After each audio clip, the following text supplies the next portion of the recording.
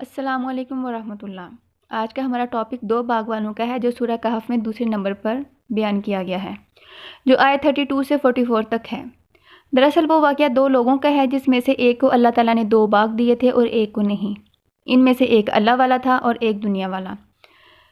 اللہ تعالیٰ قرآن پاک میں رسول پاک صلی اللہ علیہ وآلہ وسلم سے فرما رہے ہیں، اور انہیں 2 شخص کی مثال بھی سنا دیجیے جن میں سے ایک کو ہم نے 2 باغ انگوروں کے دے رکھے تھے اور جنہیں کھجوروں کے درختوں سے ہم نے گھیر رکھا تھا، اور ان دونوں باغوں کے درمیان کھیتی لگا رکھی تھی۔ دونوں باغ اپنا پھل خوب لائے اور اس میں کسی طرح کی بھی کمی نہ کی، اور ہم نے ان دونوں باغوں کے درمیان نہر بھی جاری کر رکھی تھی۔ الغرض اس کے پاس میوے تھے۔ ایک دن اس نے باتوں ہی باتوں میں اپنے ساتھی سے کہا کہ میں تم سے زیادہ مالدار ہوں، جتھے کے اعتبار سے بھی زیادہ مضبوط ہوں۔ یعنی یہاں پر وہ اس کو جتا رہا ہے کہ میں زیادہ امیر ہوں تم سے مال اور عزت میں۔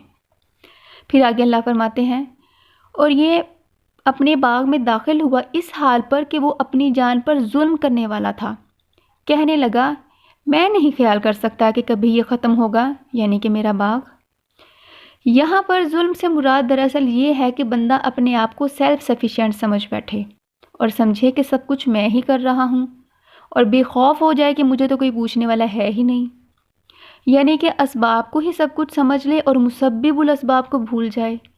یہی بندے کا اپنے اوپر سب سے بڑا ظلم ہے کہ وہ اپنے رب یعنی خالق، مالک اور مدبر کو ہی بھلا بیٹھے۔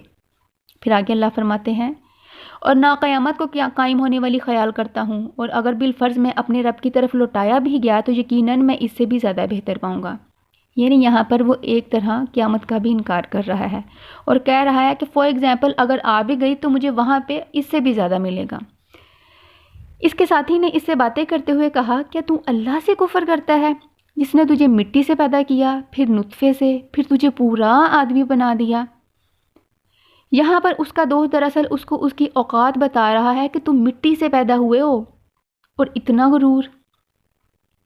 اگلی آیت میں اس کا دوست اپنے عقیدے کا اظہار کر رہا ہے، میں تو عقیدہ رکھتا ہوں کہ وہی اللہ ہے، میرا پروردگار ہے، میں اپنے رب کے ساتھ کسی کو شریک نہیں کروں گا۔ پھر وہ اپنے مغرور دوست سے کہتا ہے، تو نے اپنے باغ میں جاتے وقت ماشاءاللہ لا قوت الا باللہ کیوں نہیں کہا کہ اگر اللہ نے چاہا اور اس کے علاوہ کسی اور میں طاقت نہیں ہے؟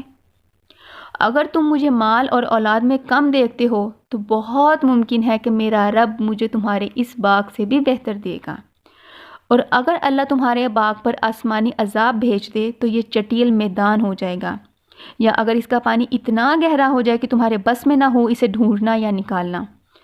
اور ایسا ہی ہوا، اور اس کے پھل عذاب میں گھیر دیے گئے، اور وہ اپنے اس انویسٹمنٹ پر، اس خرچے پر جو اس نے اپنے اس باغ پہ کیا تھا ہاتھ ملنے لگا، اور وہ باغ تو اوندا الٹا پڑا رہا کہ ہائے کاش میں اپنے رب کے ساتھ کسی کو شریک نہ ٹھہراتا۔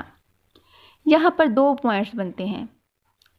پہلا، اس نے اپنے نیک دوست کا دل دکھایا، اسے نیچا دکھا کر کہ تم کم ہو مجھ سے ہر چیز میں، اور اس کے دل سے دعا نکلی اور وہ فوراً قبول ہوگی۔ یہاں پہ ایک حدیث نبوی جو بخاری نے روایت کی ہے کہ نبی کریم صلی اللہ علیہ وآلہ وسلم نے فرمایا، جس نے میری ولی سے دشمنی کی تو اس کے ساتھ میرا کھلم کھلا اعلان جنگ ہے۔ یہاں پر نقطہ دراصل یہ ہے کہ اللہ والوں کو ستانے والے پر عذاب نازل ہوتا ہے۔ دوسرا پوائنٹ یہاں پر شریک سے کیا مراد ہے؟ کیا بت پرستی؟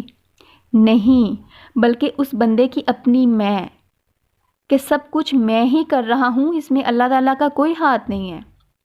پھر آگے اللہ تعالیٰ فرماتے ہیں بڑے رعب کے ساتھ کہ اس کی حمایت میں کوئی جماعت نہیں اٹھی کہ اللہ تعالیٰ سے اس کا بچاؤ کرتی، اور نہ ہی وہ خود بدلہ لینے والا تھا، یعنی کہ وہ اس قدر کمزور تھا۔ یہیں سے ثابت ہوا کہ تمام اختیارات اللہ برحق کے لیے ہیں، وہ ثواب دینے اور انجام دینے کے اعتبار سے بہت ہی بہتر ہے۔ یعنی کل اختیارات خدا یکتا کے پاس ہی ہیں۔ سوال یہاں پر یہ پیدا ہوتا ہے، کیا ایک جملہ ماشاءاللہ لا قوت الا باللہ نہ کہنے پر اتنا بڑا عذاب اس پر کیوں نازل ہوا؟ اس کا بہت مختصر جواب کہ اس جملے کا مطلب ہی یہ ہے کہ ساری کی ساری طاقت اللہ کے پاس ہے، اس کے علاوہ کسی کے پاس نہیں ہے، اور وہ جو چاہے وہی ہوتا ہے۔